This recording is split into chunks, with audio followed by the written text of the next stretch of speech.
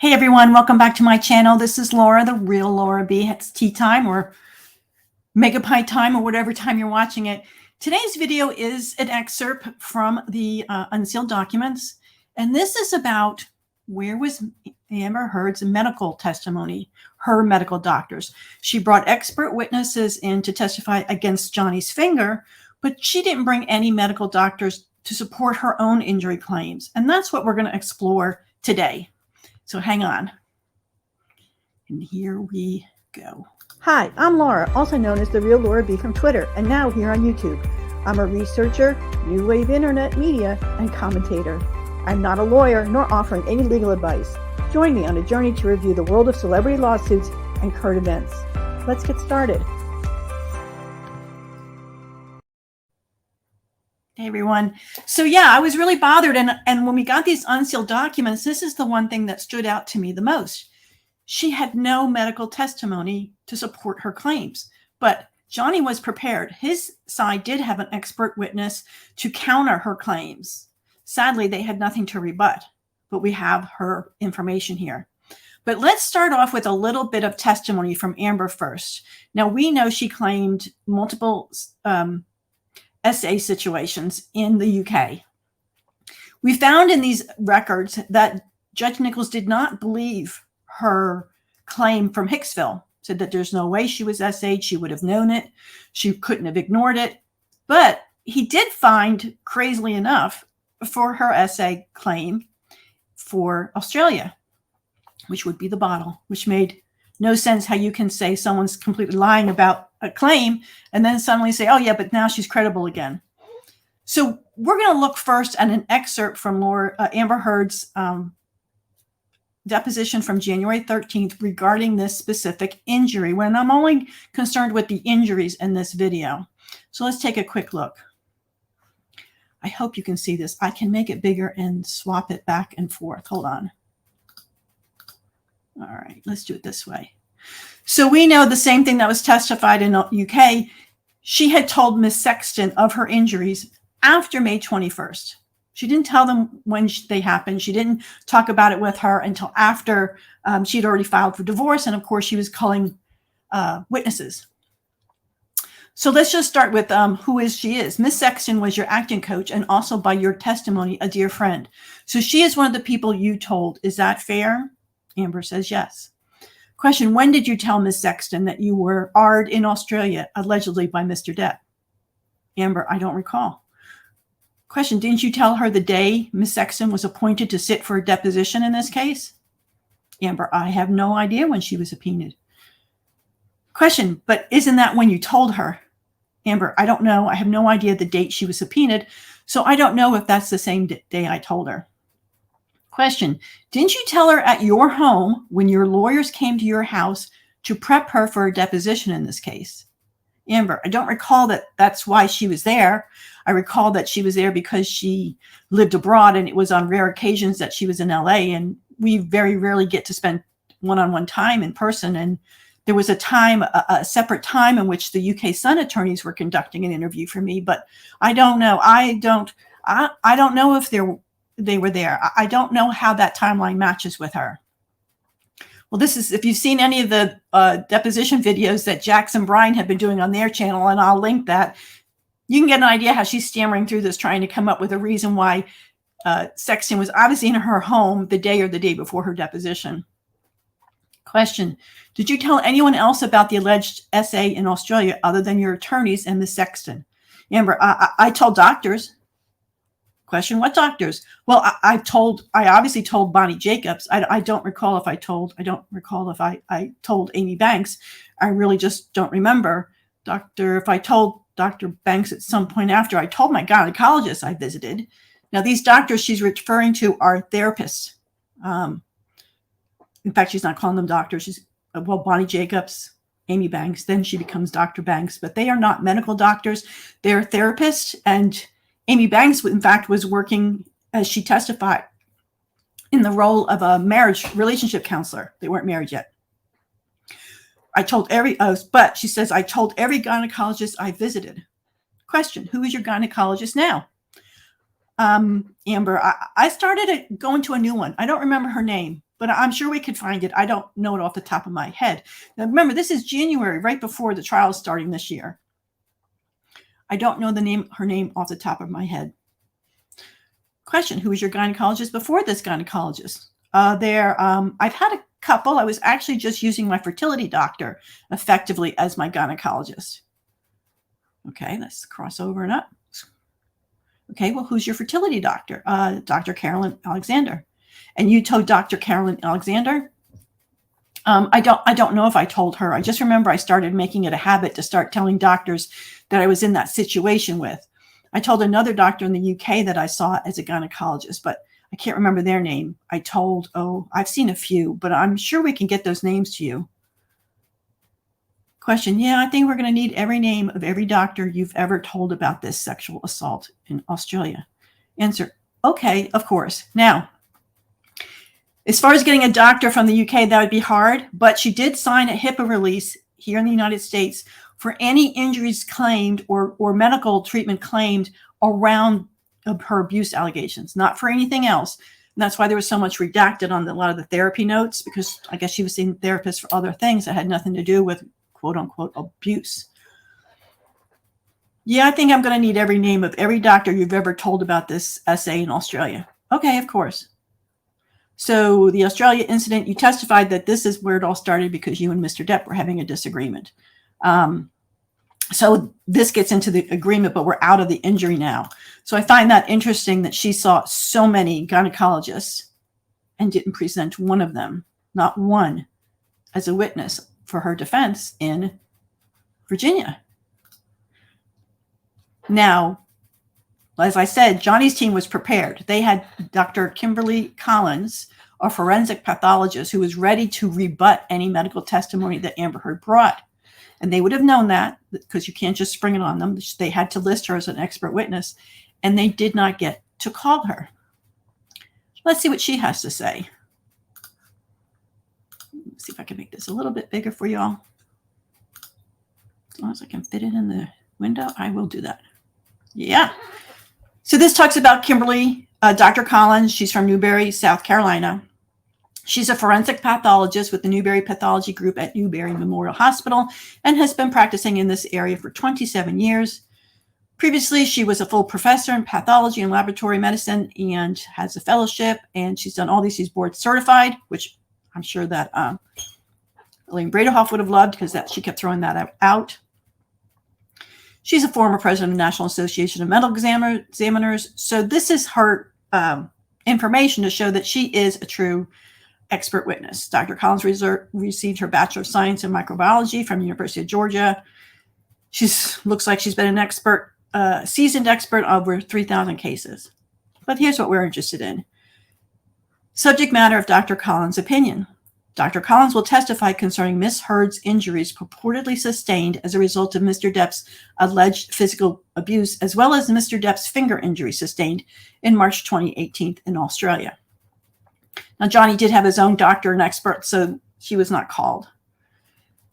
The substance of her opinion, specifically, Dr. Collins will draw upon her experience and expertise as a forensic pathologist to testify that Ms. Heard's purported injuries, as depicted in photos that Ms. Heard produced in this case, are not consistent with Ms. Heard's description and history of the alleged violence and abuse that caused those injuries.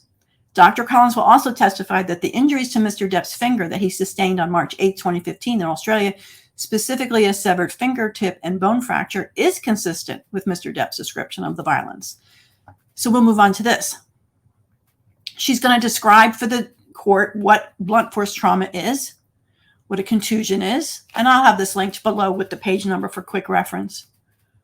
What a black eye should be, an abrasion, sharp force trauma, defensive wounds, traumatic alopecia. Well, we know this is going to have to do with pulling hair out of the head, as she claimed, and manual strangulation, and all these symptoms that she should have had in her claim of injuries. Ms. Heard's purported injuries. Physical trauma caused by domestic violence can take many forms. While the head can be the area of injury, many times the perpetrator inflicts trauma to the body in areas not easily seen by the public: chest, abdomen, back, extremities, especially if the victim is out in public and easily seen by others. Ms. Heard described several incidents of extreme violence that would have certainly resulted in severe bodily physical trauma. The pictures do not depict such trauma.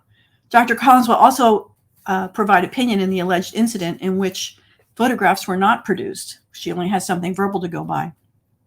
She will further supplement this expert designation after a forensic imaging is conducted of Ms. Heard's devices, to the extent there are additional photographs discovered by other incidents.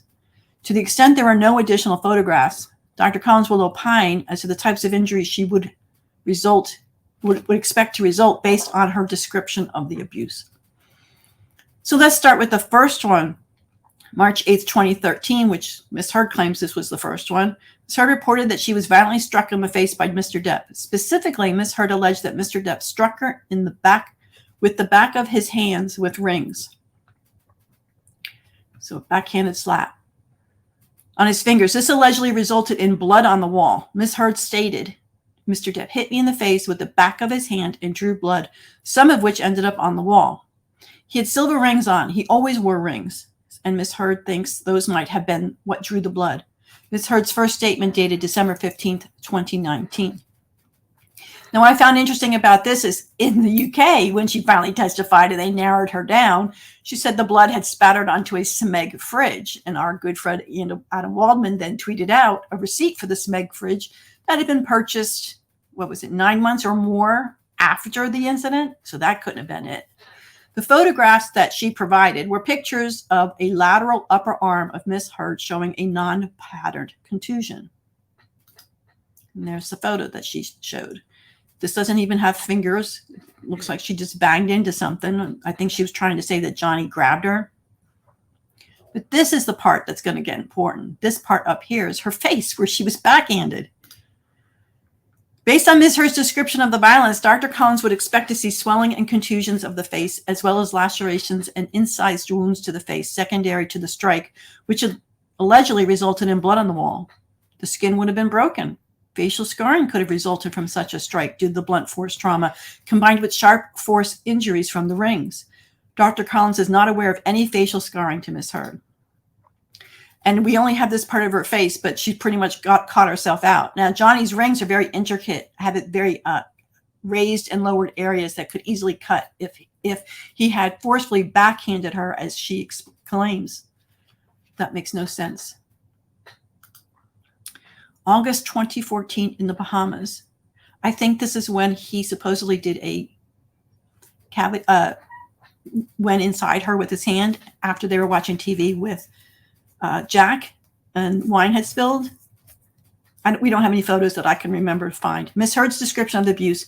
Ms. Heard claimed that Mr. Depp kicked and pushed her so that she fell on the ground and grabbed her hair and slapped her. From her first statement dated December 15, 2019. So I guess there were photographs provided. I assume maybe she didn't put them into evidence because I couldn't find them.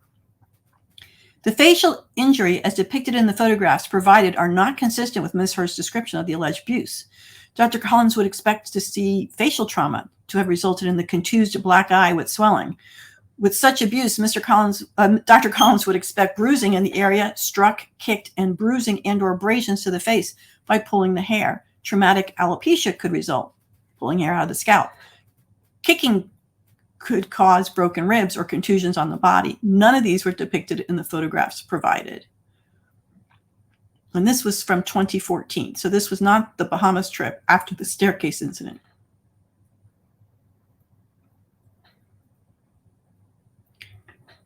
March 2015, Australia. It's Heard's depiction of abuse.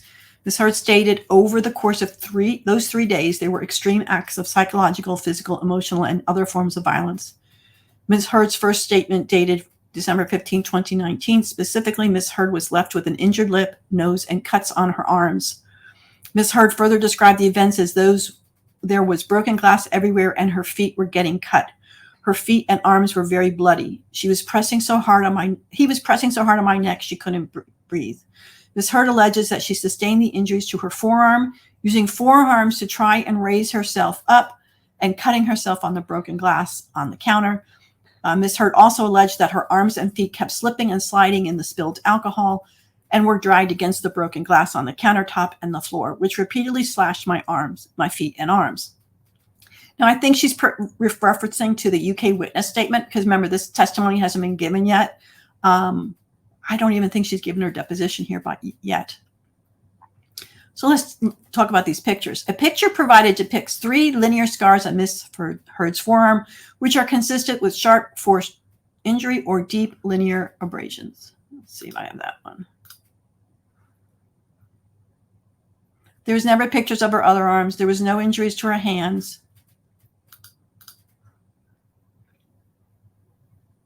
From such sharp force injury, Dr. Collins would expect incisions on the feet and arms. No pictures are provided of the alleged fresh cuts to Ms. Hurd's body.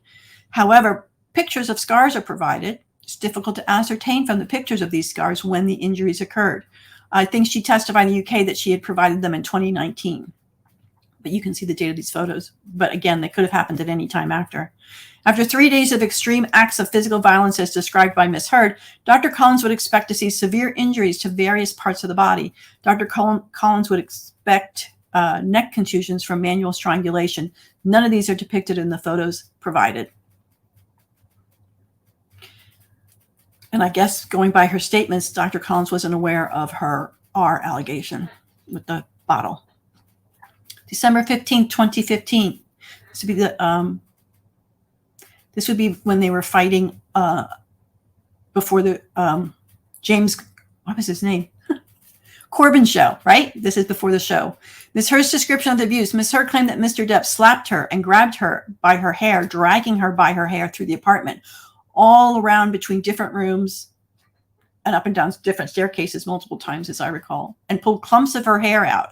Ms. Hurd's first statement dated December 15, 2019. Ms. Hurd also alleged that Mr. Depp headbutted her, hitting her right in the nose with his forehead, such that she instantly felt a searing pain. Her eyes teared up and her nose started bleeding. Ms. Hurd also alleged that Mr. Depp grabbed her by the throat, pushed her to the floor, and hit her in the back of the head. Ms. Hurd claimed that she was on the floor surrounded by chunks of my own hair and blood. Ms. Hurd's third witness statement dated February 26, 2020. Ms. Hurd alleged that she had a busted lip, swelling and bleeding from her lip. Ms. Hurd's third witness statement dated February 26, 2020, and her face was all bruised. Ms. Hurd's first witness statement dated December 15. Ms. Hurd also alleged that she was dragged by the hair by Mr. Depp, who was also smothering her, pulling out more hair. Ms. Hurd's first witness statement dated December 15, 2019. She claimed that she had 1 or 2 black eyes and a bleeding lip. Ms. Hurd claimed that when she saw Aaron Bourne, the RN, Ms. Hurd had 2 black eyes, a broken nose, a broken lip, bruised ribs, bruises all over her body, bruises on her forearms from trying to defend the blows. Ms. Hurd's day 12 UK testimony. Chunks of hair missing. There was pus in those wounds. In her hairline, dark red bruises. I don't have all the photographs, but we'll go through what I do have. We have a slight contusion to the right eye with no associated swelling. Slight contusion, no swelling. I think what's really important here is the shadowing on these pictures, because they're very definitely intention of shadowing, because here's a big shadow here that nobody's purported to be a bruise. Here's shadowing on her neck over here and over here, which is not purported to be strangle marks. So she's intentionally set her face to catch the shadows as best she can.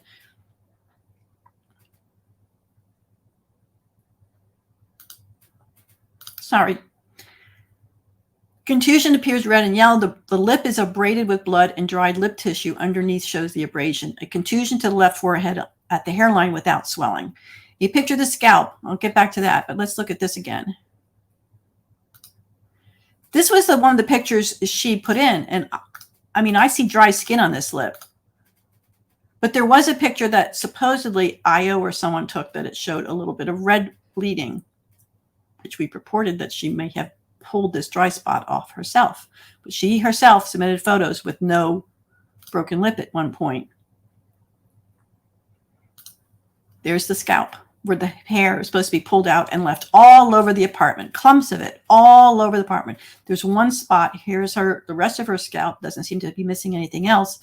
Here's one part that might have, I don't know, hair glue, cluster of dandruff. A picture of the scalp shows redness with intact hair follicles. No traumatic alopecia. There's no bleeding there. Dr. Collins did not see pus and furthermore would not expect to see any this early in an alleged injury. Some shadow or dark discoloration is to the left eye. If trauma looks remote, no swelling is associated with the area. A picture of hair on the floor. Let's see. Hair on the floor. It's very short. I mean, it almost looks like she pulled it out of her brush and just straightened it out on the floor. There's no follicles here. There's no blood. Yeah, it's pretty short compared to how long her hair is.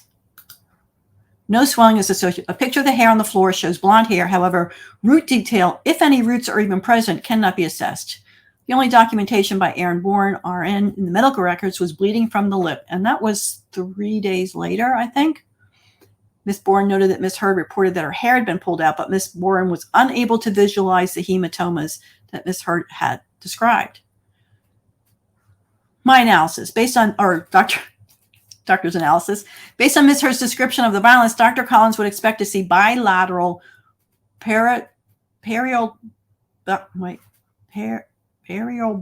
contusions, black eyes. I can say black eyes. So she would expect to see 2 black eyes from the head butt to the nose. A damaged nose, secondary to it being broken, a split, contused, and swollen lip, secondary to blunt force trauma, and contusions over the body. Dr. Collins would expect to see forearm bruising secondary to defense wounds. Dr. Collins would expect to see signs of traumatic alopecia and documentation of all these findings in the medical record. However, pictures and such descriptions are absent. Further, Dr. Collins has reviewed the footage and relevant photographs of Ms. Heard on the Late Show with James Corden, filed on December 16th, 2015. Of note, there is a photograph of Ms. Heard opened her mouth very widely, which is inconsistent with her description of the injuries to her face, including a split lip and broken nose. Indeed, had Ms. Heard sustained the injuries as she described them, opening her mouth that widely would have been very painful and would have likely restarted active bleeding of the lip. Look how that would have opened up bleeding again. There's no swelling here at all. Makeup does not cover up swelling, and no, Amica cream doesn't take swelling away overnight either, or it wouldn't even been in full 12 hours, I don't think, from the time she got there to film. There's the hair again. There's the scalp. This little bit of crusty in here. No bleeding, no active bleeding. This is one of the pictures.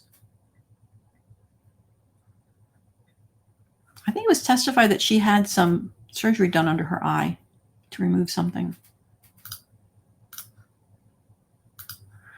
Oops. May 21st. This is the phone incident. Ms. Heard's description of the abuse, according to Ms. Heard, on May 21st, Mr. Depp wound up his arm back like he was a baseball pitcher and threw the phone at her face as hard as he could. The phone hit her in the right cheek and eye. Pictures depict abrasions to a bony prominence of her face consistent with blunt force trauma from a fall or being struck with an object. No swelling or contusion in the area. Photographs of the thighs, which she didn't bring back in, this was only for the UK, show a yellow-brown contusion to the interior right thigh, which is roughly rectangle, and a similar contusion to the left lateral upper thigh.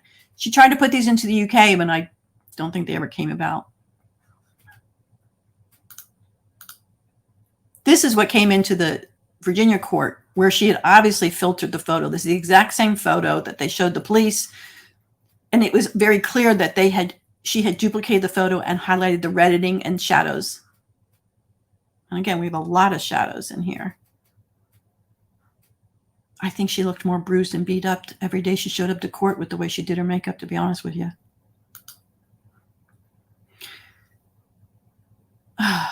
Did I get through this?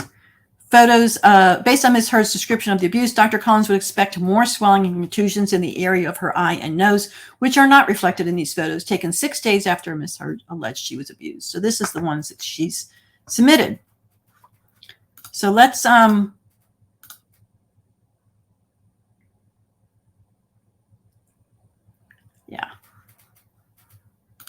What else did she have to say?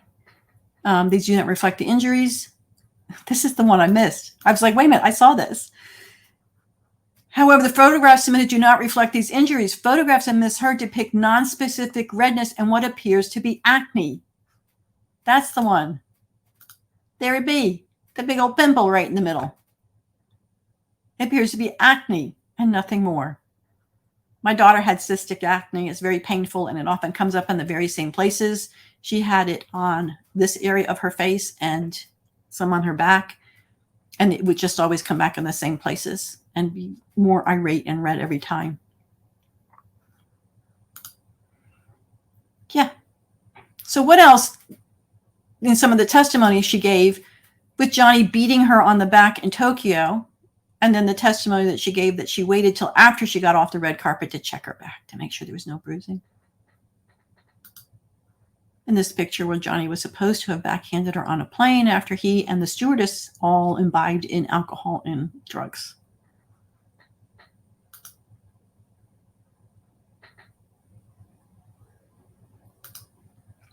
This is the day after her birthday, where Johnny was supposedly also hitting her about the body and face and dragging her across the rug. And here she is the next day, happy as a clam. So that's pretty much it for me today with the injuries. I think I might come back and talk more about some other sections, including like Dr. Curry, how she got the IME, how she got the independent medical. So I hope you found these interesting. I'm frustrated as heck that it wasn't able to get to the jury, but thank God the jury made the right decision. That's your best answer. Both sides got to present their testimony, equal time, equal opportunity. All 7 jurors unanimously believed Amber Heard was not only lying about her claims, but lying with malice, knowing she was lying. Mr. Rottenborn, at the end of his closing, ordered the jury, all you have to do is find one instance of abuse to find for Amber Heard. They couldn't even find one credible claim against Mr. Depp. So that's what I have for today. I hope you find this interesting. I know we're all moving past the trial, but sadly, the mainstream media, when they slashed all this through and dragged Johnny, they didn't bother to look at his side. They just wanted to make him look bad. Anyway, have a great day, everybody, and we will talk to you soon.